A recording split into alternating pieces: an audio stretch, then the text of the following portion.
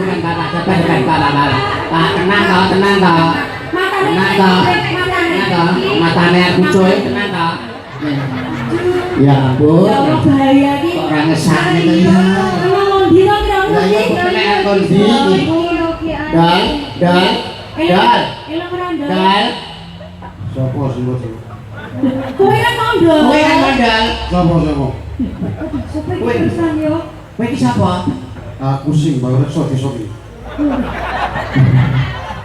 Apa ya? Apa? Kowe iki lho sapa? Kemis Kosorejo. Anu ya, aja ganggu gawe ya, metu ya jaga jiwa ragane mondal ya. Mesane bocah kuru aja diganggu. Nah ya, gelem metu ya. Aku gelem kudune ijole. Ijo anu, Neko-neko bang. anu menyan, Mo, kembang. mo. Lah apa? Rapi beng. Jaluk duit Pak Dargo. Jaluk duit. Sopo? Sing demah sapa jenenge? Dargo, Pak Dargo. Pak Dargo. Piro? Lho, saene iki. Lho. Duwe kok Piro duit. lho? Piro lho? Duwe ta mata duiten yo. 200 yo gelem. Sapa? Pak Dargo. Ya. Iku nek wis digawe dhuwit iku gelem kalih. Lho. Pak Dargo saking Bali. Makanya dijak Pak niki Pak Nggih, Duiten Pak paling Dargo. paling. Bu, saking Bali. Kersane ngomong 200. Itu didom papat ya, Mbak? Ya, Pak Dargo.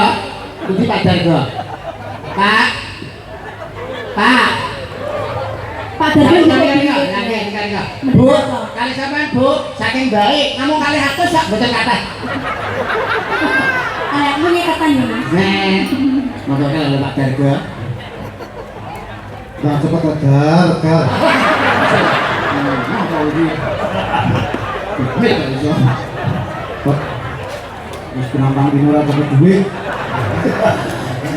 Mbok tuku apa? Mbok tuku apa, Mbak? Buat krating geng. Mbok iki klothok mesti. Ya, Kalau tidak ini kalau sabar. Wong kok iso ya kalau Dargo kalau. di kae lho itu botong lho. Cepet saiki ra iso ya. Dar. Ya ini kuwi Wis ku yo. Nah, kalau Monggo Mbak Dargo. nah, Dom papat. Bapak. Sampeyan bantu Pak Dargo, sampeyan bantu. Nah. Langsung mari. sapa muni itu papat. Iki lho. Jaluk dhewe. Oh, langsung hilang ini. Duitnya langsung hilang. Apa lah Pak Dargo? Sing jalan tes kula Pak Dargo ngono. Duitnya siapa tuh? Bae ora aku. Masa aku yo njaluk yo saru. Ora mungkin Ora awakmu. mungkin awake dhewe njaluk. Lah kudune. Saru nek awake dhewe njaluk. Kok iso saru? Luwih saru nek Pak Dargo gak ngowahi iki saru kan. Piro to nggo duit 200 kos-kosane kowe pirang-pirang kok ya. Kalih kos-kosan Ora, iso. Dargo 1, Dargo 2 lho. Ya iki. Wah, Pak Dargo. Dargo tembang aku Pak Dargo. Pak Dargo ngesake tembang napa? Wong kula niki teng nggih mboten dibayar Pak Dargo. Nyapu nganggo 200 barang. Jari kanggo baik. Dari sapa? Lah iki jari kanggo baik. Mengko ngombe sing aku ngurung. Nyapu nganggo 200, mbok 500. Napa Pak Dargo kembangipun ngersakne napa? Ngesake napa? Oh, Tinggal. Oke. Nah, menika saking Mbak Lilis nggih. Menika keluarga besar Pak Dargo nggih nyuwun lagu Banyumangenan. Nah, nyuwun omong tinggal-tinggalan tenan. Nggih, Pak Dargo. Nah, jatuhke Mbak Wiwit karo sapa jenenge Wanda.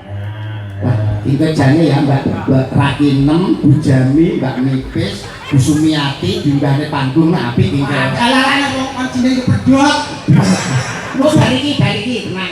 Musuh lagi mentok pedhot. Ini kenyang ning nggonku ranyang. Pageng iki Pak Dargo. Ninggal katresnan pangundut sama Pak Dargo. Siap. Heeh. Pak Biji. Wiwit pi rondo, Dol. Rondo. Nah, iki. Ditungane ndang entuk bojone. Rondo. Ah, Ya rondo ngomongin. Lah ya muni jane lanange matane bisa kok piye? Wah, kira itu Lah iya. muni kok iki. Tapi nek aku tiga iki ya gelem. Alah yo pilih laki men to. Oke. Wanate laki ngomong. Pokoke ini sejane laki men. Wandai lho. Wandai asli Ngawi lho. Asli ngawin sing tanggo dhewe. Anu ya Dek, ya kowe aneh. Ya gorongko ya. Nggih, Pak. Nah, iki lho. Ngawi sisih kilen kidel. Wah, ini basa kidal. Lah kilen kan kulon kan kilen, balik kidul lho. Itu lu ngajengipun ler. Lah iki nasib perawan lho, Dot. Awak pengen milih iki. Masa kitaran? Iya. Ora percaya aku ora buktek ning ora percaya. Tapi mau tiga iki masa ya mah. Lah lah, tambah laki men. Duwe bojo laki men mau enak ra to. Lah kok iso? Dihapusi lho gampang. Ya, ninggalkan tenan nggih. Oke. Monggo Baromanto, pengaturaken. Yuk, ninggal katresnan. Monggo Pak Dargo sugeng midhangetaken.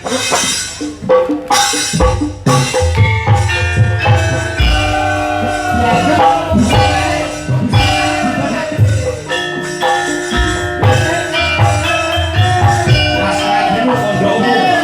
Jakarta, sugeng midhangetaken.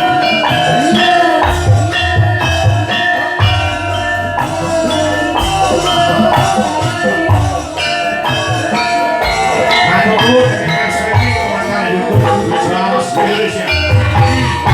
Mas Joko Widodo.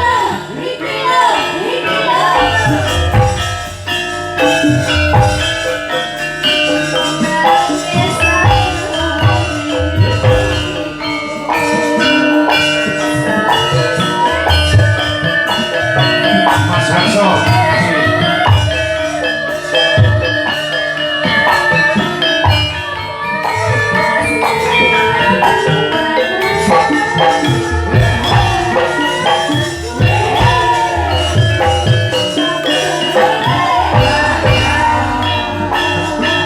Joko Mulyono, Joko Agung Malakiji.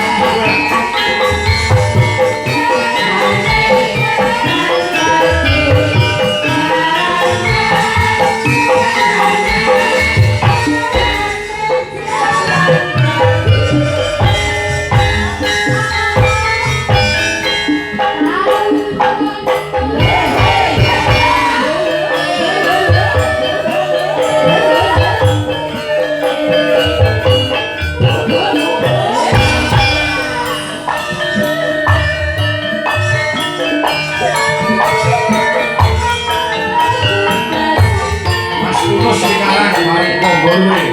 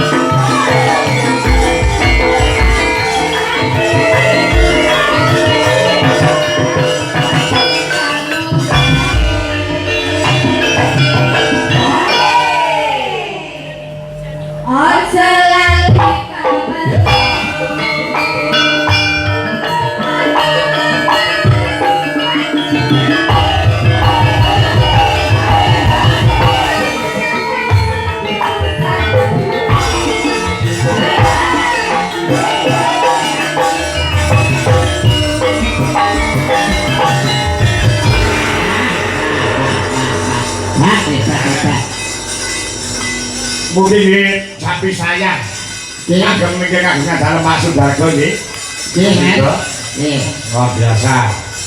Mereka mangundur saking keluarga ageng, saking medali Pak Dargo, Mbak Lilis, ibu nelagon Banyuwangenan. Oh, siap, nggih. Nah, sing urung jumeneng ana Bu Dwi karo Mbak Dita Intawati sing asli saka Banyuwangi Mas Dito. Nggih. Nggih, ayo. Mawis Banyuwangenan iki ora dadi boyo apa-apa. Lagu Banyuwangenan kathah to Mas Dito. Nggih, kata. Nggih. Boleh. Ya, ngaturke. Apa maka. Monggo ana gerajakan Banyuwangi. Wah, Mas mondole juga ning Banyuwangenan ya becik. Saya mondel itu termasuk seniman sarwa saged. Wah, terus ora bisa. Serba bisu, nggih. Anu bisa, ya Ndel ya. Sing ngomong sapa? Aku karo Mas Angko. Ora. Ayo Bu, karo Dika. Monggo. Ya, dikumpliti harapannya Dwi Laras Indonesia. Ya. Coba kayak apa? Matur Bandung kalau Pak Amar Sunaryo. Ingin sampun paring DP dateng kula sak kanca. Insyaallah mengko sowan ana ing Madiun ya, Mak. Ya, pancen kaya ngono. Ya. Gerajakan Banyuwangi. Ya, gugong. Bari iki cek keproseno. Oh iya, ngaturaken sugeng pirsani Pak sapa ki mau sing ana ing TikTok matur nuwun. Ya, ya. Pak Waris Sugiono nggih sugeng midhangetken wonten Surabaya. Ugi menika Pak Eko Suratin. Nah, semoga teman-teman berdua dados keluarga ingkang sakinah mawaddah warahmah. Amin. Nyuwun lelagon lintang asmara nggih saking Pak Suratin Eko Supono SH, SIP MH. Padepokan Kerto Kerakitan Bayat Klaten. Nggih. Nah, mengke nggih goro-goro kula aturaken. Yo. Yuk, gerajakan Banyuwangi terus. Oke.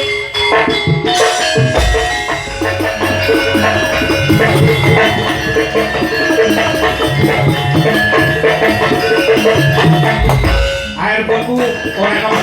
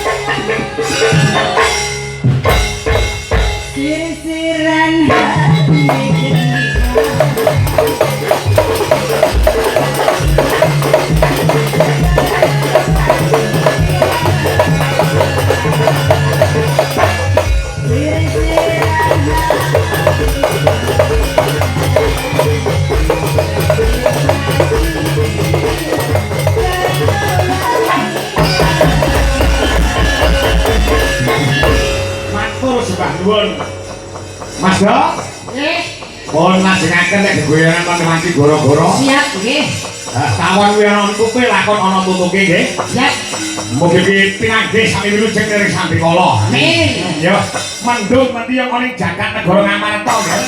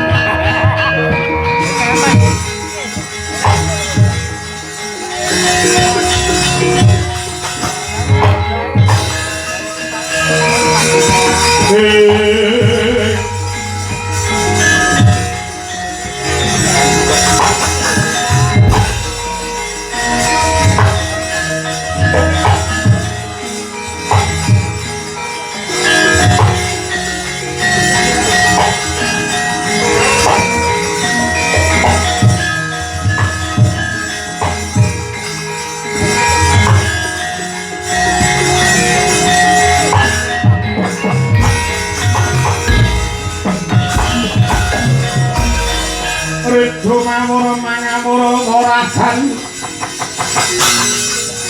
pengarane ngajur ridho maguru bangsa tata kaya putula para panjriting panggesti nyuwang bojo kang kakiter lakata ingkang bojo bojo lalayu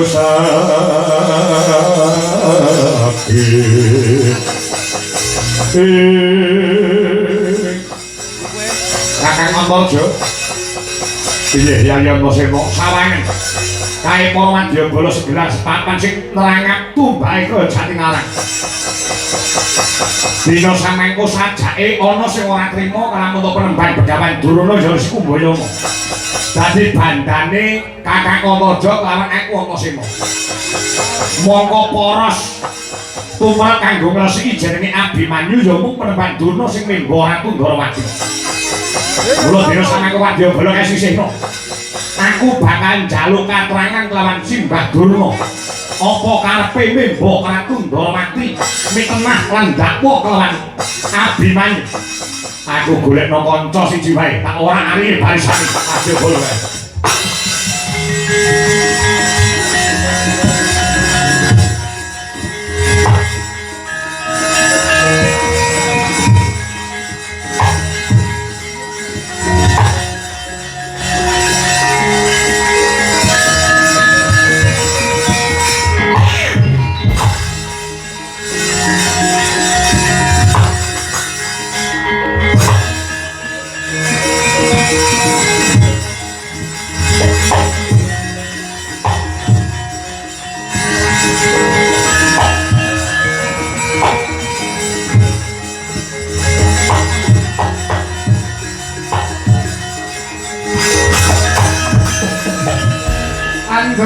gayung gegono Ari Sang Rama daya pati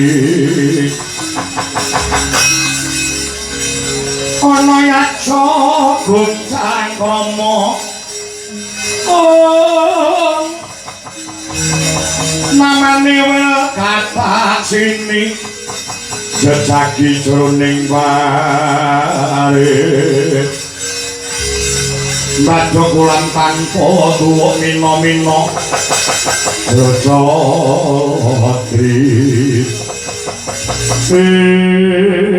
Sima Senggana piye Antasena njaluk ngapura panjenengan tak rawuhke rene ana apa ngamarta suasanane weteng gedhet kelimangan kelanganku saka Jamus Kalimasada monggo dina samengko Abimanyu nembe kenek perkara durung rampung perkarane ana babak kang nglayani judul Anusuli kae wadyabala segelar sepapan sing bakal gawe kapitunan gegere Praja Ngamarta aku njaluk tulung lawan Kakang Antarja singkirna wadyabala kae aja kuwatir ora ari balesan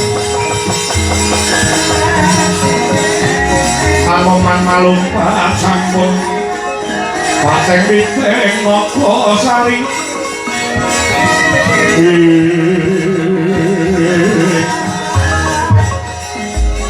Orang menanggap katingalan Odyo Manodyo yukuru aking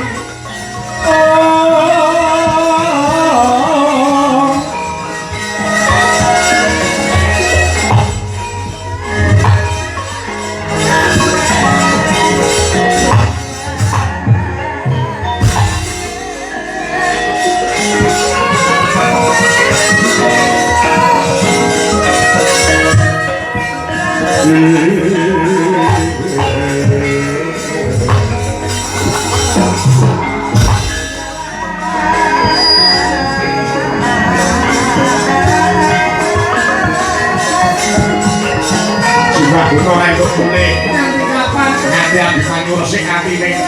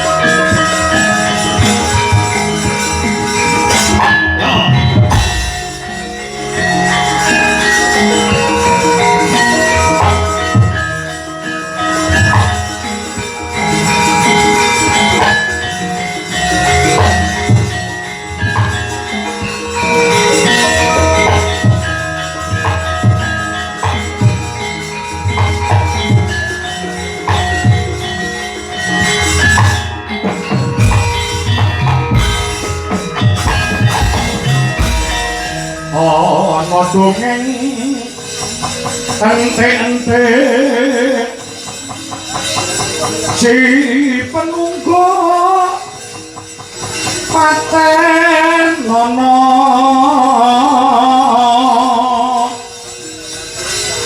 panunggul apa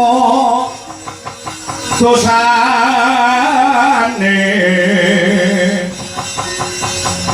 dosa ngungkuli sesama aja tindak walah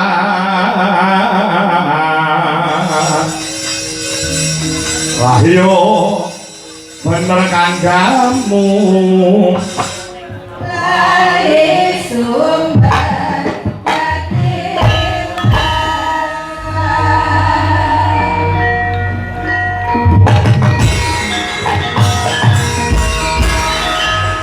malang kadak menteng kelek penggirangan Pripati Sawi yang pancen kowe sipati kewan bisa tata jamu Wangsulana pitakon tambuh marang aku Anoman ya Senggana jeneng wah Anoman ya pancen iki manggung balik aja mati tanpa arah kakasating Gusti Prabu Darmasura saking negara Tunjung Langkaban manggung mandang garbo jeneng kumandang garbo ya pancen iki manggung he Anoman kono barang Bolkake sumikra ngiwong to wenengan buat nyanti goleki penemban Begawan Durna Batak boyong kundur mring negara Ngastina Durna nek urung iso ngresiki jenenge Abimanyu ora bakal dibalekke lawan bocah-bocah Ngamarta yen ngono gedhe cilik kowe nantang marang kekuatan saka negara Tunjung Langkaban aja mau maju ijen maju 1000 orang mundur jangka kowe ora ngerti kondangku ora ngerti kaprawiranku aku wong sekti Mandra Guna Prawira Jaya Palagan tinatah mendat Jirono Menter pinaku gendal binedil jodil diapun murang gondro sepiro rasah nyumbari kawan Anoman sadurunge aku jotosan karo kowe aku tak takon apa? Kowe tau nonton wayang? Tau kowe ngerti Prabu Dasamuka ya ngerti Dasamuka ke ratu piye? Ratu sekti Mandraguna ora iso mati mergo duweni aji Pancasanya saiki Dasamuka wis mati apa durung? Wis temoko mati. Sing mateni sapa ngerti ora? Sing mateni sapa? Sing mateni Anoman ketek putih sing ana ngarepmu iki. Mula nek kowe pengin tak susulne nyawamu nang neraka jahanam, pengin tak pateni kaya Dasamuka, kowe maju rene tak tempiling sepisan ambyar ndasmu ilang nyawamu nyusul Dasamuka ning neraka jahanam. Ora percaya jajal. Tenane ra. Kowe kok mau nggertak aku ora? Ayo. Maju sangka tanganku iki ngampluk sirah ora kopior polomu sipating prajurit. Kaya aku wis maju ning pabarakan ora mundur nek urung dadi gotongan. Ayo maju apa masuk sikandasmu.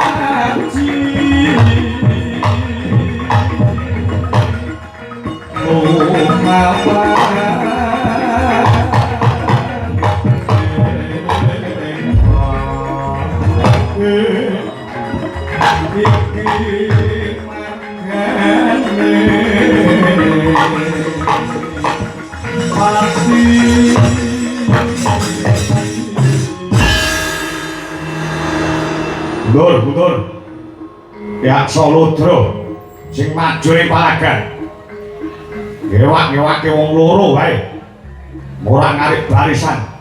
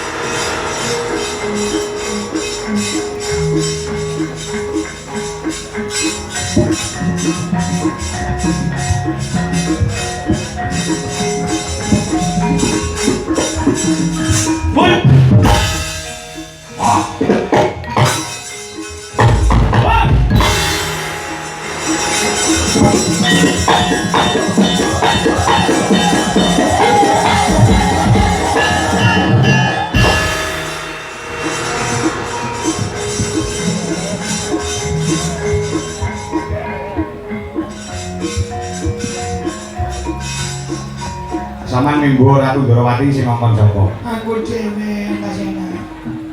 Saman ngerti ora? Sisip sendiri luput katuranggane iki kok Abimanyu iso mati. Ngerti. Aku ora kontrol sepirane kedadiane kaya ngene. Sing ngongkon sampean sapa? Aku dhewe. Sing bayari sapa? Aku dhewe. Sampean ngaku ku enteng lho hukumane. Sampean magang bingkem utawa mingkem 1000 basa. Iku hukumane saya abot. Yakin aku dhewe. Sumpah, mandia sumpah Belanda sak pasare mudar kabeh.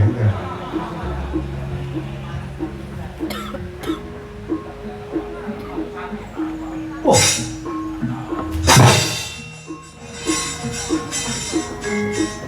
Oh.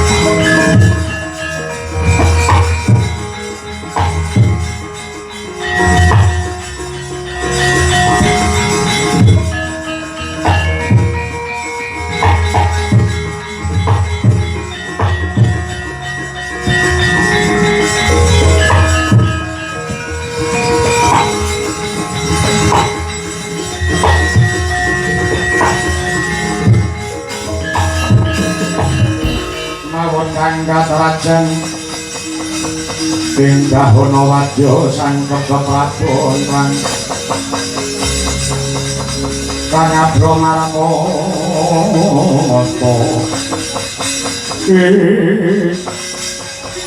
sampeyan lek ngaku sing ngongkon sapa sing bayare sapa enteng hukumane tak baleni meneh sing ngongkon sapa aku dhewe sing bayari sapa aku dhewe mbok jujur sampeyan iki pendhita mapane dipuni lan ditata dipundi pangendikane ditata solah bawane kudune sipating brahmana utawa pendhita kuwi kena digugu lan kena ditiru sing ngomong sapa aku dhewe Antasena sing bayari sapa aku dhewe sing ngomong sapa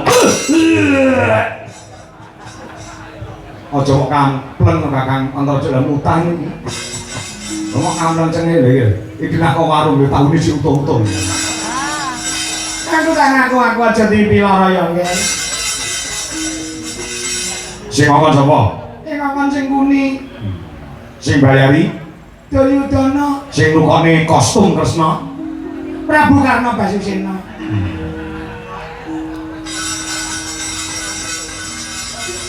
terus nek sampeyan wis mitenah Abimanyu ki karepe piye supaya wong Amarta saya rumpet kahanane Abimanyu mati dipateni Janaka sudah kekuatane Subrata Jaya Binangun kuwi jenenge ngerti ora fitnah kuwi kejem timbang mateni ngerti aku ngerti nek aku kepepet kudu tumindak mergo aku sing bayari anggaran Prabu Duryudana oh iya iso nampa alasane Kakang Antareja piye Antasena kan dhek iki kok ora ngerti Kakang Antareja ngendi aku dhewe ora ngerti aja ucul saka cengkemane awake dhewe aku tak goleki Kakang Darukaca kuwi keracunan ucape Durna mariyane Kresna kok ngono kan ya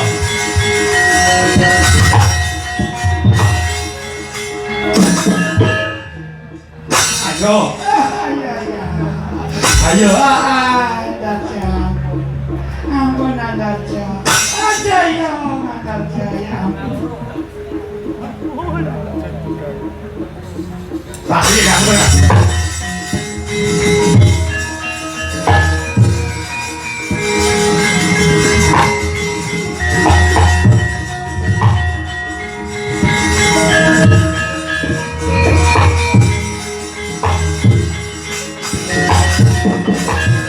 Kadang kumodo aran kena becik sokan mendemo baris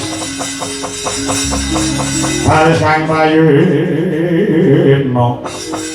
tanya kan golek Abimanyu kok golek Abimanyu yen kecekel dihukum mergo nyolong Kalimasada sing kandha nek Abimanyu nyolong Kalimasada sapa Bapak Kyai Werkudara sing ngandhani Bapak Ratu Ndorowati Prabu Kresna kowe ngerti ora kan nek Kresnane Kresna palsu kowe ngerti ora aku ora ngerti karepmu piye nah kula sok kumpul kancamu to iki aja mung dekem ae ora lek info-info baru iki ngerti lek kejadian-kejadian anyar sing jijiki iki ngerti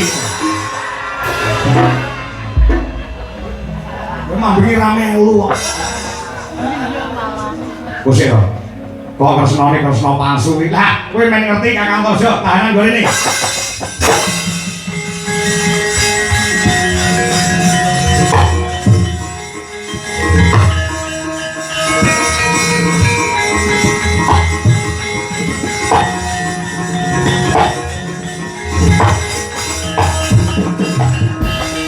lagi Simbah Durna wis Mbah Durna Kakang Gatut men mudeng Kakang Gatut men ngerti nek Abimanyu ora nyolong Kalimasada cerita diwiwiti nalika semana negara Ngamarta kerawan Ratu Ndorowati Prabu Kresna Gatut Kaca kabeh do takon ilangi Kalimasada nyanti Kresna kasane kandha Kresna mau ngendika sing nyolong jamus Kalimasada kuwi Abimanyu Janaka mangkat Werkudara mangkat Wakasane Kresna metu njaba ning alun-alun kecekel karo Hansip loro Antareja karo Antasena.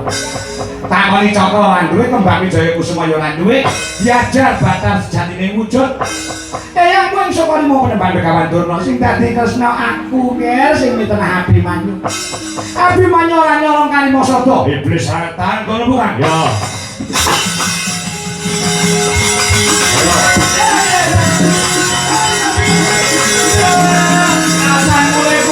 besok.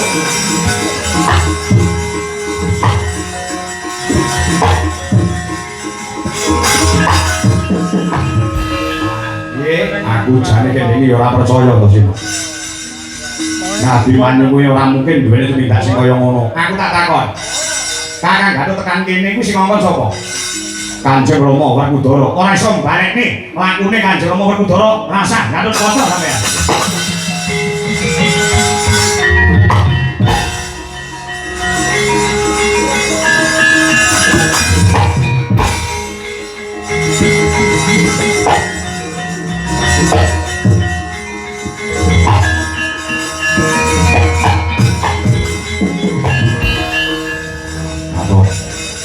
Inggih Rama Kyai wis ketemu Janaka nuwun iki derek wis ketemu Abimanyu nuwun iki derek kowe kok balik kula badhe mbelani Abimanyu kowe mbelani Abimanyu berarti kowe iki mbelani maling tegese kowe mbelani Duratmoko mbelani wong kleru mbelani wong salah mboten kula duweni kapercayan kapitayan Abimanyu mboten nyolong kali Masada cakep.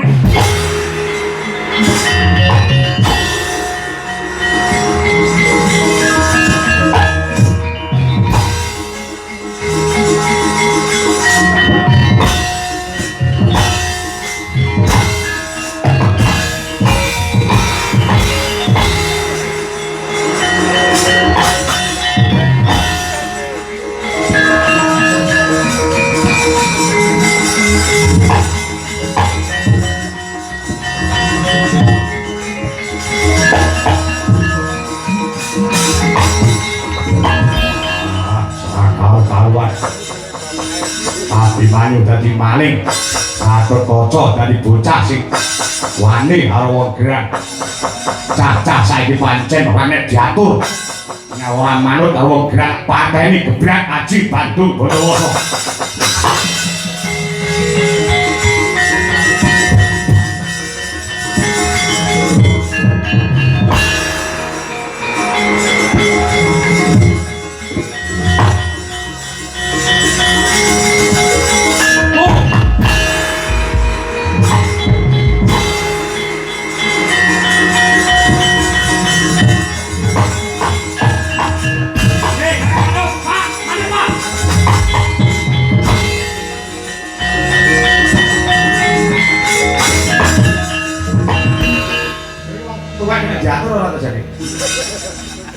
Apa? Antasena. Kakang Gatot iki sok kendhange iki piye? Karepe ngelingne marang Bapak Werkudara. Aku ora lali. Rasa dhewe. Pak, wong tuwa iki urung mesti bener terus. Anane anak ngelingke mergo wong tuwa iki kleru, wong tuwa iki salah. Rasa melu-melu. Ora rasa belani Gatot Kaca. Aku belani Gatot Kaca. Rasa belani Abimanyu. Aku belani Abimanyu. Pengen modal tak gecek dasmu dhisik.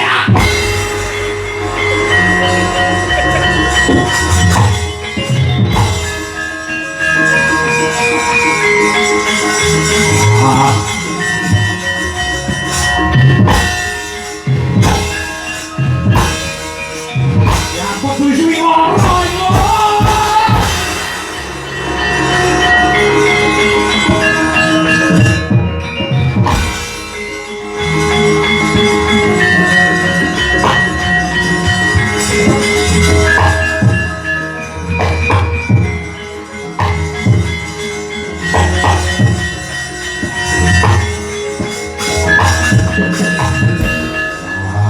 Bocah bodho gendeng kabeh. Antasena yo melu-melu wani karo wong gerak. Dibanding Aji Bandung Bondowoso sangka bener modal. Kakang Mas sabar.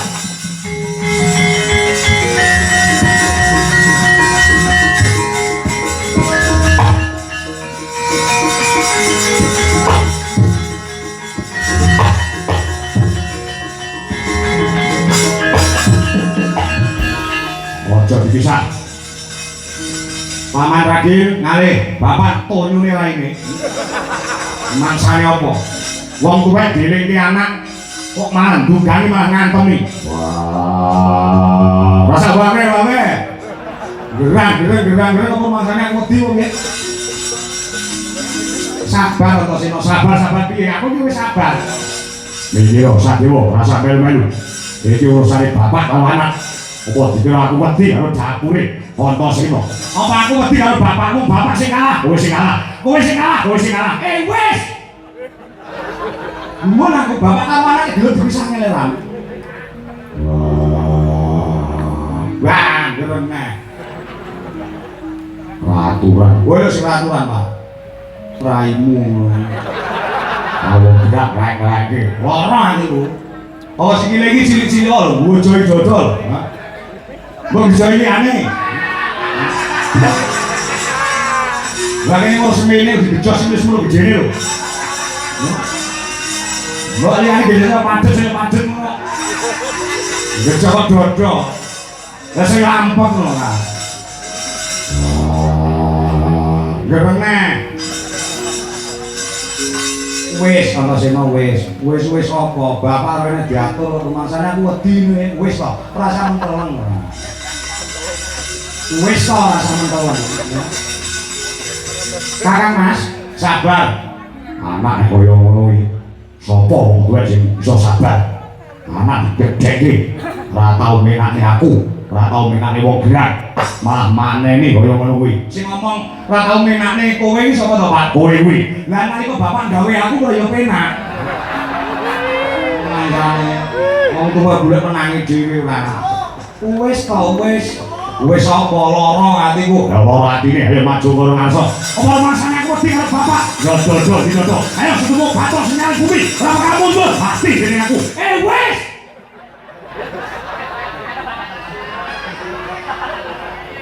aku ndak kuat bapak misal lho suwe. Dipisah tek angel men lho mana aku ora. Wi. Weh, sekarang sik ben cetok perkarane ngono lho. Antasena kuwi duweni waton, duweni dasar. Dasarmu apa? Antasena aku bener. Dasare bener Kakang Tojo, tahanan goreng.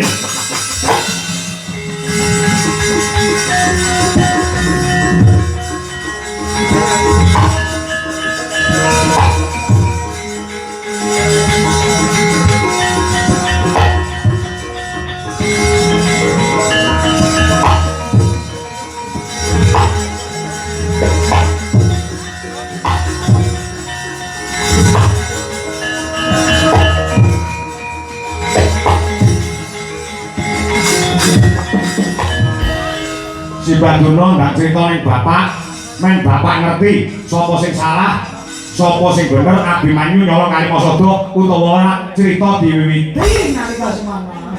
Nalika semana. Kowe kudara kowe aja nesu karo aku ya, Ger. Aku takut. Aku wedi nek kowe nesu aku kok jan kasih mati temenanan. Ono apa? Durna guruku.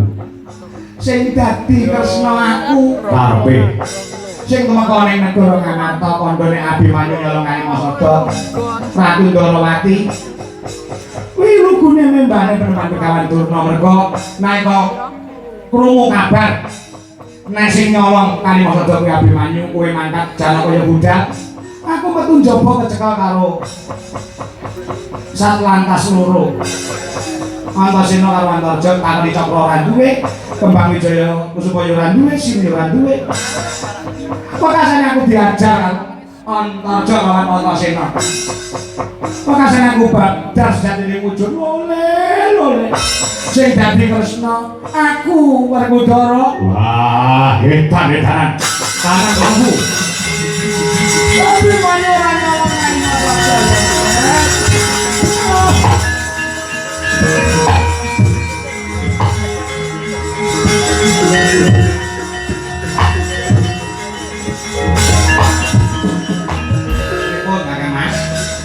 enten lumrahe napa mboten nek Antasena wani kalih jenengan? Lumrah. Sebabe Antasena sing bener. Merga belani kelawan Abimanyu, belani kelawan Gatotkaca. Sebabe Abimanyu ora nyolong Kalimasada. Merga membane Ratu Ndarawati Peneman Begawan Durna.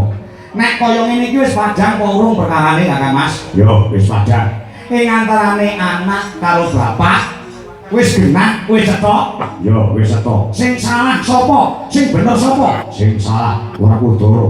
sing bener Antasena. Nek wis ngakoni ingreh keluputan ing antarane bapak karo anak, tak wenehi wektu nggo ran ing ngapuran. Monggo.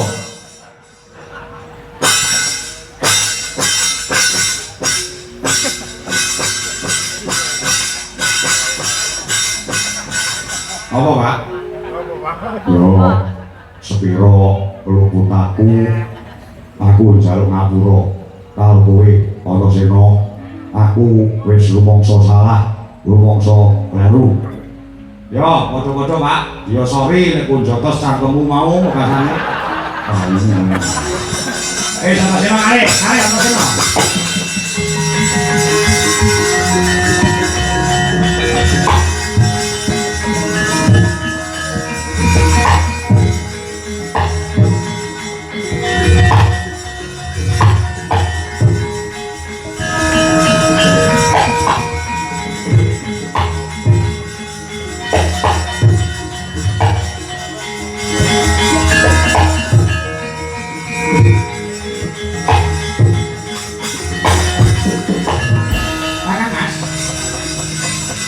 Dewi Pandhawa niku sing gagah dhewe sapa? Werkudara. Sing gedhe dhewe Werkudara. Sing banter mlayune Werkudara. Nek ora iso ngoyak mlayune Kakang Janaka, sampean rasah dadi Werkudara, dapuk bilung.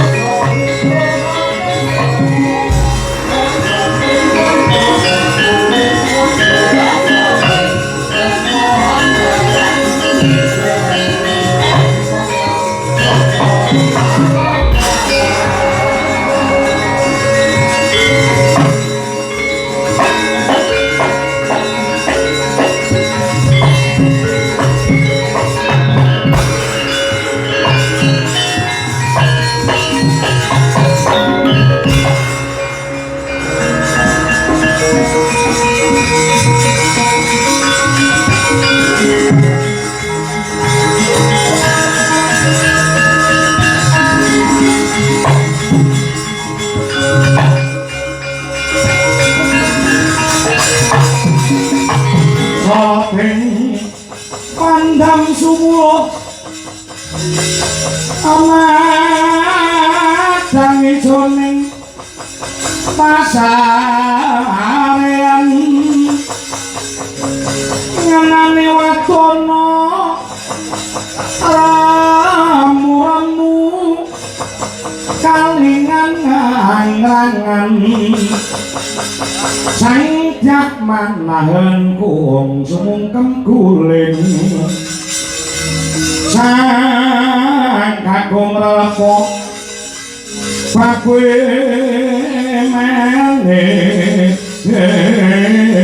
man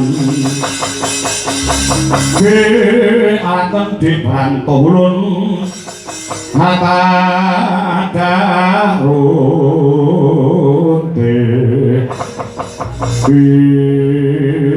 terus malah ning rat lebeteng jagat panus maning jajalan Abimanyu kowe cilik tak gedheke bodho tak pinterke ning bareng wis gedhe bareng wis pinter wani nyirang tirta tuk marang pasuryane wong tuan Warajuna wiwit cilik aku ora nate marahi kowe dadi maling wiwit biyen ora nate aku muruki kowe dadi Duratmaka nek kowe dadi maling tegese dudu anak Janaka ketemu ning endi wae tigas jagan wongso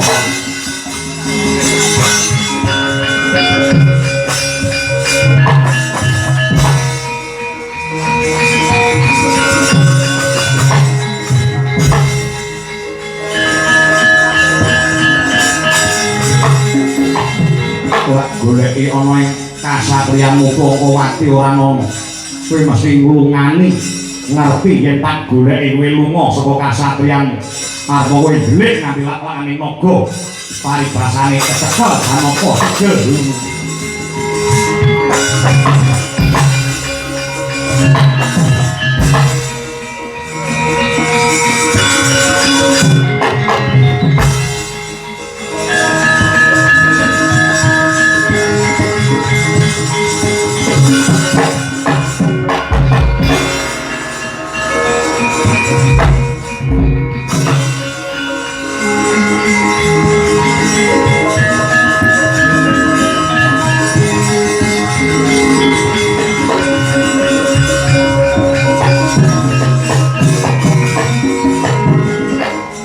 Dados paduka Ndara Angka Wijaya badhe sowan ingkang ibu kelawan ingkang rama ingkang mapan wonten ing Madukara pancen kaya mangkono Semar Sawatara Candrawaka ora sowan ana ngrasani Kanjeng Rama Arjuna dalasan Kanjeng Ibu Wara Sembadra kapan rasane ngatiku kangen karo pake kangen karo mboke mbok tindak Madukara ayo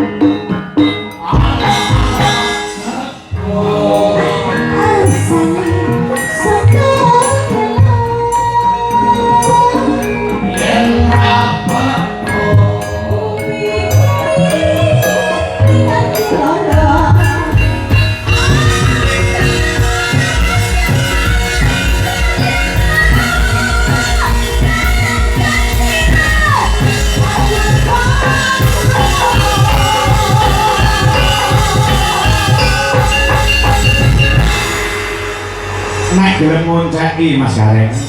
Dina Senin tekan Minggu iki kena nggo pitutur tumraping temanten anyar. Mane ya, Ruk? Ya. Kaya dene Mas Yuda karo Cak Mondol mau nganggo ABC kanggo nuturi temanten. Piye carane iso dadi temanten ingkang guyub rukun nganti kapanpun nganti puputing yuswa. Heeh. Mula nek ndongakne temanten aja omong dadi temanten nganti tekan kakek-kakek ninen-ninen aja nganti. Ya. Mula akeh dong tuwek-tuwek do pegatan, Bro. Ya, heeh. Ndongakne temanten iki abadi selamanya. Oh. Maaf. Seneng tegese seneng marang unek-unek.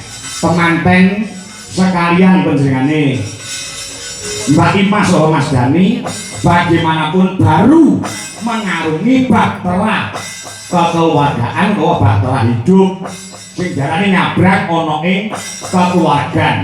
Ya, seneng marang unen-unen tegese yen ora ngerti nyuwuna tulung, nyuwuna unen-unen nyuwuna kawruh tumraping piyai sepuh kaya dene panjenengane Bapak Dargo so Ibu Sarmiati sing wis terbukti ngantos sepuh isih guyub, isih rukun, isih gandengan tangan yang penuh dengan kasih sayang.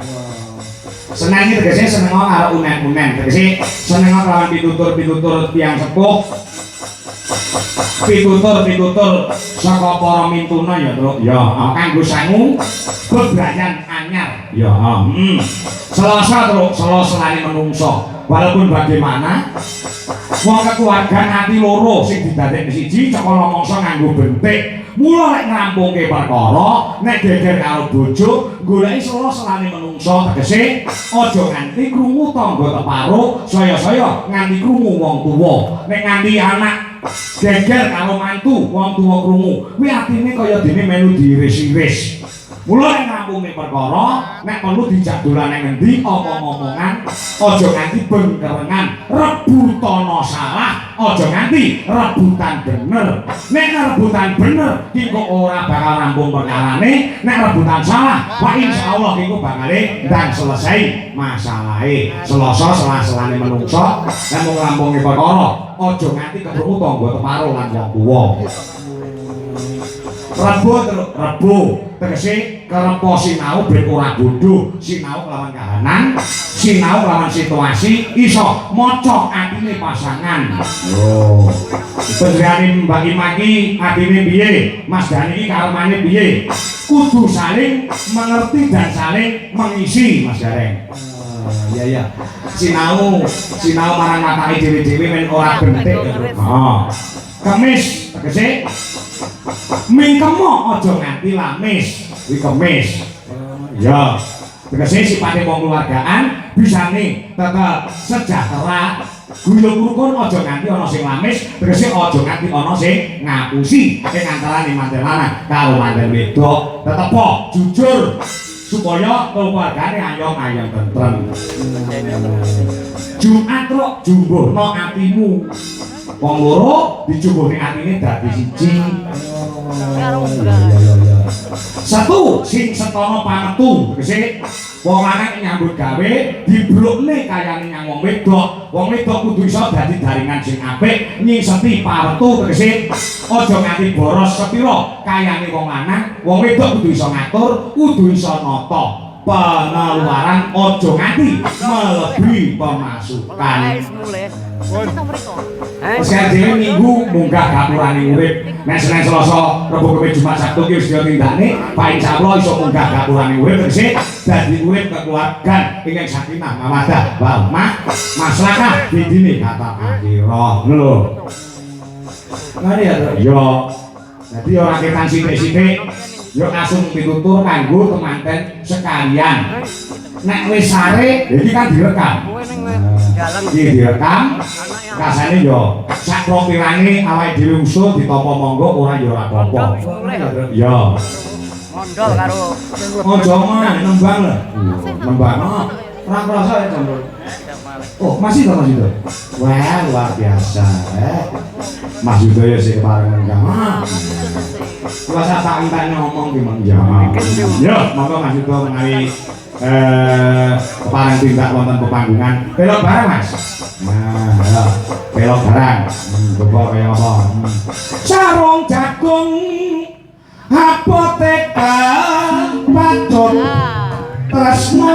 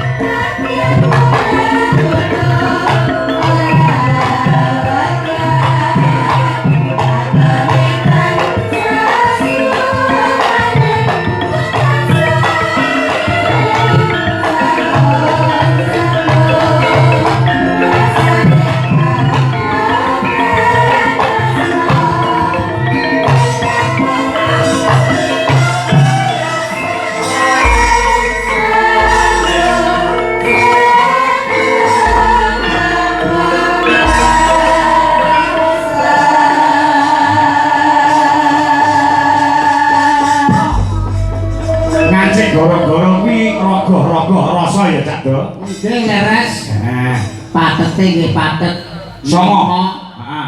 Nek Piyayi Jawa Mas Tani nek wis tiba songo niku tegese nutupi baban hawa songo. Heeh. Wong siji kang kaesti semembah ngersa dalem Gusti Ingkang Maha Kuwasa, Gusti Allah Subhanahu wa taala. Nah, niku leres. Timbang turu sore Mas ngeten iki tirakatan sinambi ndedonga. Wong tontonan menika mboten namung hiburan tapi ya kebak tatanan lan tuntunan sing tundane bisa gawe keluarganipun Bapak Darga lan putra wayah dados keluarga ingkang sayektos sakinah mawaddah lan warahmah. Amin. Nggih. Hebat Kyai mriki ya to Mas.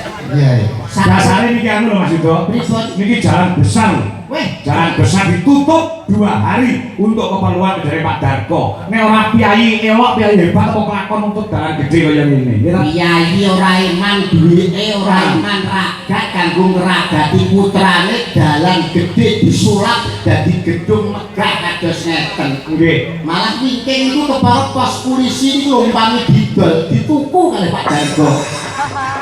Lah iya. Saking sugihe ya Saking sugihe. Wah Piyayi nek hebat nggih kados Pak Dargo ngoten niku lho Mas. Nggih. Lah panjenengane menika tetep napa menika tasih ngugemi dawuhipun para pini sepuh rumiyin. Apa Mas? Para pini sepuh rumiyin mriko wong nek pengen urip ning donya urip bebrayan iku mboten saged ijen kudu bermasyarakat nggonceki tembung SLJ. Wah, SLJ niku Sambang layak jagong. karas.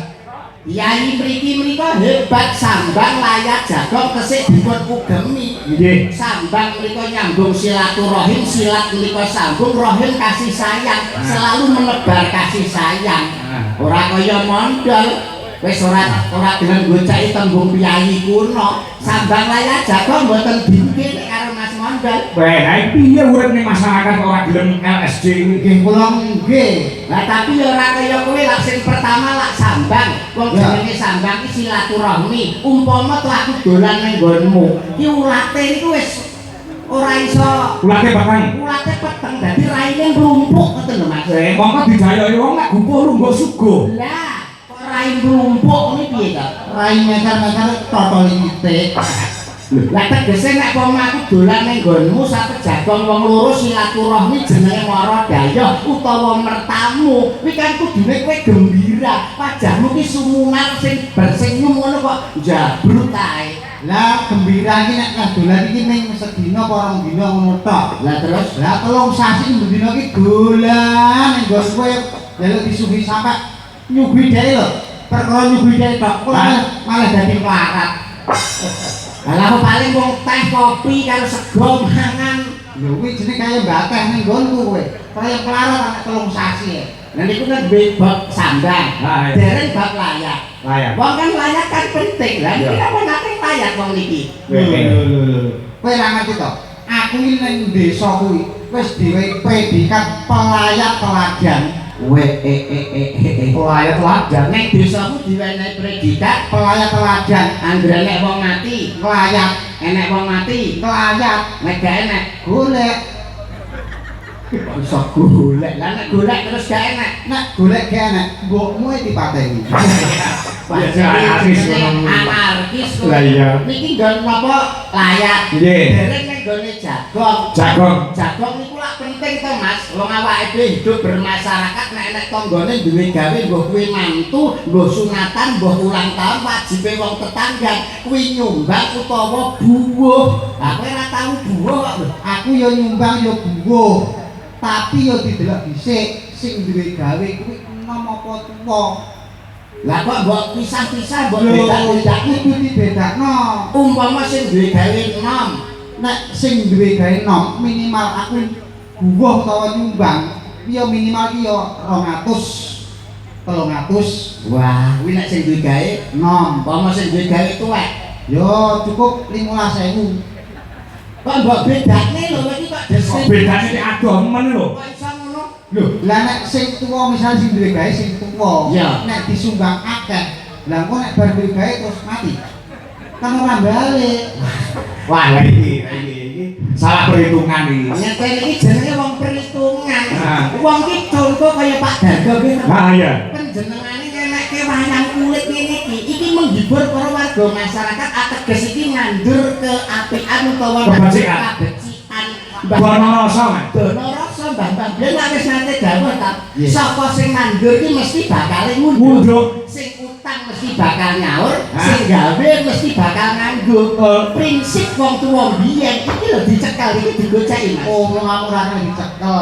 Lho kok mbok bantah piye ta kowe? Yo balenono oleh ngomong. Wong nandur ki bakal ngunduh. Ora mesti. Lah kok iso? Lah nek dipangan kereng apa ngunduh? Oh iya iki ya.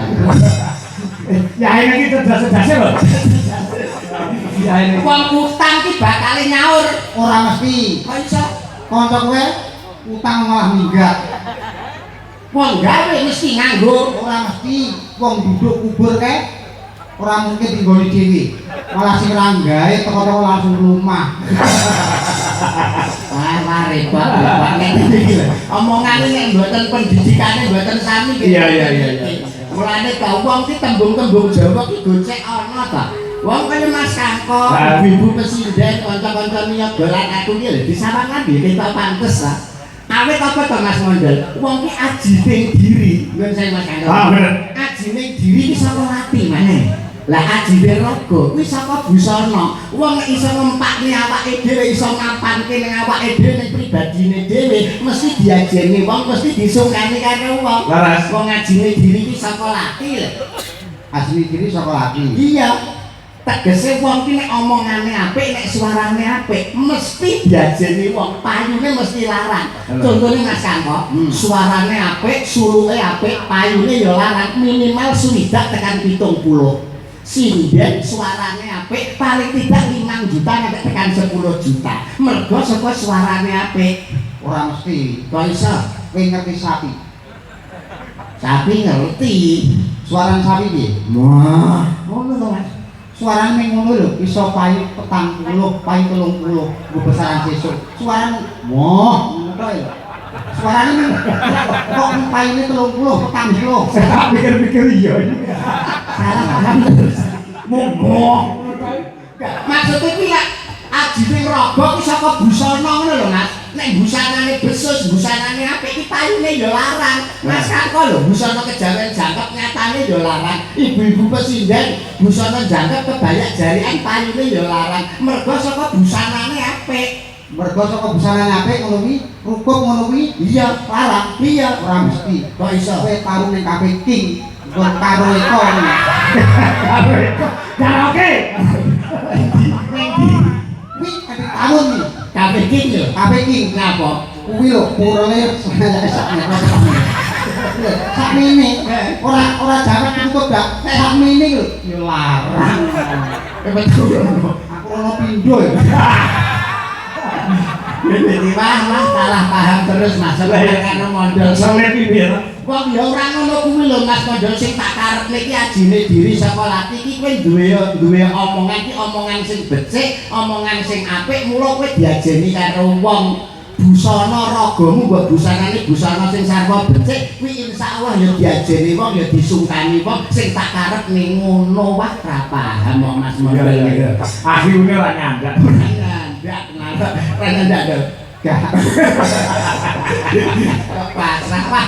Dia waton kecanda, Mas. Ini mumpung para penonton utawi pemirsa tesih kepareng kathah ingkang nenggani. Nggih, saya wonten ing YouTube niku tasih 2100 pasang mata lho, Mas. Pomo 2000 ditekani rene nggone wis ora muat. Boten semua. Nggih. Awak dhewe sih menghibur, mboten namung ingin wonten dalam rumah dago, ini kuasa di seluruh dunia paribasannya menyaksikan. Saking Amerika, saking Hongkong, Taiwan, saking Singapura, katanya saking Bungon. Boten saged rawuh wonten mriki mirsani wonten dalem lumantar YouTube. Betul. Kathah sanget. Apa Dargo tesih kepareng nenggani, Nggih. Ibu nggih tesih kepareng nenggani. Terus. Terus yo diparingi apa ki hiburan to Mas Mondol, tetembangan kok awakmu sing bawa ben Mbak Presiden ki sing nembang. Ngono ya. Ya. Wong suaramu lagi api-api lho, Bu. Lho pripun kok Kan sore apa? pelatih kerawitan ya Pak. Masih kok tak dok? Pelatih kerawitan. Dereng mireng tapi jenengan kan mboten pulak pawato adol pangkrungu sinten kok sejatine Mas Mondol. Mas Mondol menika salah setunggale maha wiku. Wah, Sandure guru. sanduripun guru maha wiku Dwijawara. Hampir nengen. Saksine kata, saksine kata. Kok iso Guru kerawitan kerawitan? bisa dibuktikan. Loh, mengapa tidur? Ya, mengapa tidak? Niki Mas boleh kadidas. Boleh apa yo napa capi? Coba ya. Bukan apa? Buka bulan. Bonang jajal. Jajan. Ayun-ayun buka saka bonang. Lah gampang to nek kuwi. Nembe pinten to Mas Capi? Nem loro jiji rolu nem yong Lho pripun? Lukane iki berarti balungan nututi Balungane nutut itu ya. rolu